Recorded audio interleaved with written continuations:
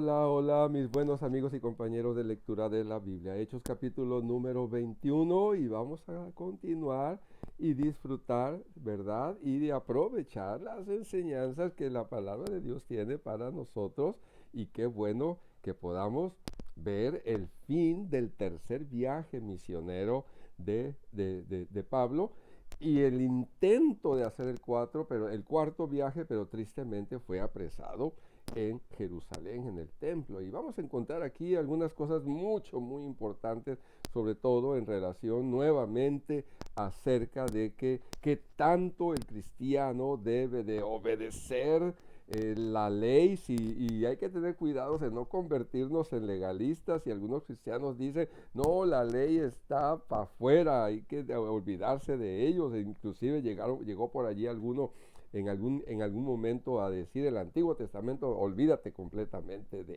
él, totalmente. Y pues creo que hay ciertos extremos que debemos cuidar no llegar a ellos, creo, ¿verdad? Pero bueno, vamos a capítulo 21. Después de separarnos de ellos, zarpamos y fuimos con rumbo directo a Cos y al día siguiente a Rodas, el coloso de Rodas, y de allí a Pátara. Y hallando un barco que pasaba a Fenicia, nos embarcamos y zarpamos. Al avistar Chipre, ¿se acuerdan Chipre en el primer viaje misionero? Dejándola a mano izquierda, navegamos a Siria al norte de Israel. Y arribamos a Tiro porque el barco había de descargar allí en Tiro. Y hallados los discípulos, nos quedamos allí 7 días. Y ellos decían a Pablo por el Espíritu que no subiese a Jerusalén. Le rogaban a Pablo, no subas a Jerusalén. Pero, que Pablito tenía una convicción fuertísima. Y bueno, mis respetos para él completamente. Cumplidos aquellos días de estar allí, salimos acompañados todos con sus mujeres e hijos hasta fuera de la ciudad y puestos de rodilla en la playa, oramos, ¿verdad? Declararon, este lugar es templo de Dios, porque Dios está presente en todos los lugares y todos los lugares pueden ser declarados templo de Dios para adorar. No solamente esos lugarcitos donde acostumbramos cada domingo o cada sábado algunos otros cristianos a reunirse, sino todos los lugares pueden ser declarados, y debiéramos de tener esa bonita costumbre de vez en cuando ir a algún lugar, en la playa, en los parques, en las calles, afuera de las escuelas, y decir, este es templo de Dios, y ahí vamos a orar y vamos a adorar. Es algo que ya lo he sugerido en otras lecturas, porque bendito Dios, Dios está presente en todas partes. Bueno, dice, y abrazándonos los unos a los otros, verso 6, subimos al barco y ellos se volvieron a sus casas. Y nosotros completamos la navegación saliendo de Tiro y arribando a Tolemaida, habiendo saludado a los hermanos, nos quedamos con ellos un día. ¿Verdad? El barquito, pues iban en el barquito, y según las actividades del barco comercial, la actividad comercial del barco, ellos aprovecharon para buscar a los cristianos. Al otro día, saliendo Pablo y los que con él estábamos, fuimos a Cesarea. Cesarea era la capital de toda esa región romana, incluyendo Israel, Jerusalén, ¿verdad? Y todo eso. Y Cesarea era la capital. Es una ciudad muy importante. Y entrando en casa de Felipe, se han de acordar ustedes acerca del diácono Felipe, que era evangelista, que era uno de los 7, posamos con él, casa de Felipe. Tenía 4 hijas doncellas que profetizaban, hijas, ¿verdad? Que eran doncellas y además que predicaban la palabra de Dios. Yo no sé cómo es eso en tu congregación, ¿verdad? Si las mujeres predican, profetizan, dan palabra de Dios, o si no tienen ese permiso, ¿verdad? Por parte de uno, cada congregación debe ser confrontada por la palabra de Dios y el Espíritu guiando nuestras vidas. Y permaneciendo nosotros allí algunos días, descendió de Judea un profeta llamado Agabo. Descendió. de Judea. Y quien viniendo a vernos tomó el cinto de Pablo y atándose los pies y las manos dijo: esto dice el Espíritu Santo, así atarán los judíos en Jerusalén al varón de quien es este cinto y le entregarán en manos de los gentiles, en manos de las autoridades romanas.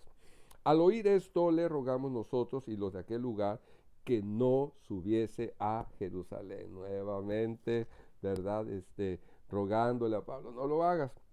Al oír entonces Pablo respondió: ¿qué hacéis llorando y quebrantándome el corazón? Porque yo estoy dispuesto no solo a ser atado, mas aún a morir en Jerusalén por el nombre del Señor Jesús. Noten ustedes cómo hay cristianos como Pablo que son aventados y no les importa enfrentarse y contra lo que sea. Y otros cristianos que somos más previsores, que somos más cuidadosos, que somos más, no quiero decir algo que ofenda, pero noten aquí hay diferentes cristianos que llevan la vida cristiana más arrojados, ¿verdad? Con mayor valentía que otros, ¿verdad? Así que eso se nota. Y Pablo les dice: no me quebranten el corazón, porque yo estoy dispuesto no solo a ser atado, mas aún a morir en Jerusalén por el nombre del Señor Jesús. La convicción. Y Pablo no les dice: y ustedes también deberían de hacer lo mismo. No, tampoco. Tampoco Pablo los regaña y critica por eso. Noten eso. Son detalles que debiéramos de resaltar. Y como no le pudimos persuadir, desistimos diciendo: hágase la voluntad del Señor. Después de esos días hechos ya los preparativos, subimos a Jerusalén y vinieron también con nosotros de Cesarea algunos de los discípulos, trayendo consigo a uno llamado Nasón de Chipre, discípulo antiguo con quien nos hospedaríamos. Cuando llegamos a Jerusalén, noten, estaba incluido Lucas, los hermanos nos recibieron con gozo y al día siguiente Pablo entró con nosotros a ver a Jacobo y se hallaban reunidos todos los ancianos, ¿verdad? Jacobo, según los estudiosos, ¿verdad? Los eruditos, medio hermano de Jesús, que habitaba en Jerusalén, y estos cristianos no tenían problema con la convivencia con judíos, no tenían problema. Ahorita vamos a ver cuál era la actitud de ellos, era someterse a la ley de Moisés. No había conflicto de la iglesia judeo-cristiana en Jerusalén con los judíos que no eran cristianos. Había una relativa paz. Ahí tenían años y años y años conviviendo. Noten eso. A los cuales, después de haberles saludado, les contó una por una las cosas que Dios había hecho entre los gentiles por su ministerio. Pablo, entre los gentiles. El problema es que Pablo, como estaba predicando a los gentiles, querían los judíos, los judaizantes, que tienen que cumplir la ley y someterse a todos los ritos de la ley de Moisés. ¡Wow! O sea, noten eso. Cuando ellos lo oyeron, glorificaron a Dios y le dijeron: ya ves, hermano, cuántos millares de judíos hay que han creído y todos son celosos por la ley, ¿verdad? Judíos, convertidos cristianos, celosos por la ley. O sea, pero exigirle a los gentiles que cumplan la ley, eso ya es otro boleto. Pero se les ha informado en cuanto a ti que enseñas a todos los judíos que están entre los gentiles a apostatar de Moisés. Noten la acusación. La acusación era: enseñas a judíos que apostaten, que tiren a la basura, que no le hagan caso a la ley de Moisés. Esa era la acusación, diciéndoles que no circunciden a sus hijos ni observen las costumbres. Ya vimos en capítulos anteriores que eso no era cierto, que Pablo, había un discípulo, Timoteo, que era de madre cristiana y padre gentil, y que lo circuncidó para poder llevarlo con él al viaje misionero. Creo que esto nos puede ayudar a poder comprender que si somos cristianos gentiles, no tenemos por qué sentir en nuestra carga, tengo que cumplir todas las cosas de la ley. Pues no. ¿Qué hay pues? Verso 22. Que no circunciden a sus hijos ni observen las costumbres. ¿Qué hay pues? La multitud se reunirá de cierto porque oirán que has venido. Haz pues esto que te decimos. Hay entre vosotros 4 hombres que tienen obligación de cumplir voto. Tómalos contigo, purifícate con ellos, paga sus gastos para que se rasuren la cabeza y todos comprenderán que no hay nada de lo que se les informó acerca de ti, sino que tú también andas ordenadamente guardando la ley. O sea, creo que este capítulo nos puede ayudar y aclarar mucho acerca si como cristianos gentiles tenemos o no tenemos que sujetarnos a toda la ley y las costumbres de la ley. Pero en cuanto a los aquí está, verso 25. Pero en cuanto a los gentiles que han creído, nosotros les hemos escrito, determinando que no guarden nada de esto, solamente que se abstengan de 4 cosas, curiosamente: de lo sacrificado a los ídolos, de sangre, de ahogado y de fornicación. 4 cosas que en el capítulo 15, el concilio de Jerusalén, ahí se estipularon. Y Pablo fue cuidadoso de llevar esas ordenanzas en donde quiera que iba. O sea, bien. Entonces Pablo tomó consigo a aquellos hombres y al día siguiente, habiéndose purificado con ellos, entró en el templo para anunciar el cumplimiento de los días de la purificación, cuando había de presentarse la ofrenda por cada uno de ellos. Pero cuando estaban para cumplirse los 7 días, unos judíos de Asia, al verle en el templo, alborotaron a toda la ciudad y le echaron mano. Judíos de Asia, judíos de Turquía. Ya hemos comentado los problemas que hubieron, los levantamientos que hubieron en Turquía y allá en la península griega en contra de Pablo. Dando voz, varones israelitas, ayudad, este es el hombre que por todas partes enseña a todos contra el pueblo, contra la ley y contra este lugar, este templo. Y además de esto ha metido a griegos en el templo y ha profanado este santo lugar. Miren, yo he mencionado en otras ocasiones que Jesús profetizó la destrucción del templo, pero recuerden que en el corazón de Dios la profecía viene para que se arrepientan, pero si no hay arrepentimiento, como en el ejemplo de Jonás contra Nínive, pues viene la destrucción. Entonces, Pablo y todos los cristianos y los siervos estaban predicando para que no viniera esa destrucción en el templo.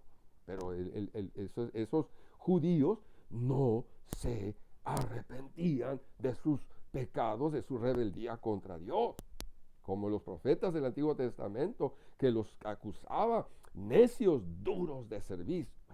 Ahí la dejo. Porque antes habían visto con él en la ciudad a Trófimo de Éfeso, a quien pensaban que Pablo había metido en el templo.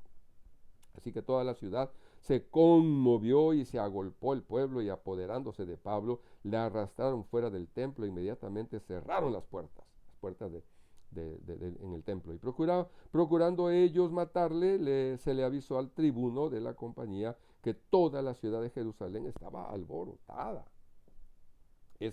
Tomando luego soldados y centuriones, corrió a ellos, y cuando ellos vieron al tribuno y a los soldados, dejaron de golpear a Pablo. Entonces, llegando al tribuno, le prendieron y le mandó atar con 2 cadenas, y preguntó quién era y qué había hecho. Pero entre la multitud, unos gritaban una cosa, otros gritaban otra, y como no se podía entender nada de cierto a causa del alboroto, le mandó llevar a la fortaleza. La fortaleza era una construcción donde pegadita al templo, que precisamente era para evitar estos disturbios. Al llegar las gradas, aconteció que era llevado en peso por los soldados a causa de la violencia de la multitud. Lo tuvieron que cargar, porque la muchedumbre del pueblo venía detrás gritando: muera, que muera, que muera. Tremendo. Bueno, terminamos este capítulo 21. Cuando comenzaron a meter a Pablo en la fortaleza, dijo al tribuno: ¿se me permite decirte algo? Y él le dijo: ¿sabes griego? ¿No eres tú aquel egipcio que levantó una sedición, una división antes de estos días y sacó al desierto los 4,000 sicarios? asesinos, ¿verdad? Entonces dijo Pablo, yo de cierto soy hombre judío de Tarso, ciudadano de una ciudad no insignificante de Cilicia, pero te ruego que me permitas hablar al pueblo. Y cuando él se lo permitió, Pablo, estando en pie en las gradas, hizo señal con la mano al pueblo y hecho gran silencio, habló en lengua hebrea, diciendo, no, Pablo sabía muy bien cómo navegar en medio de las leyes romanas y las leyes judías, y definitivamente que Dios hizo una selección en Pablo para un ministerio muy particular, como lo hace contigo, conmigo, con Pedro, con Jacobo y con todos. Mi hermano, Dios te bendiga y te guarde en tu vida. Nos vemos en la próxima. Bendiciones.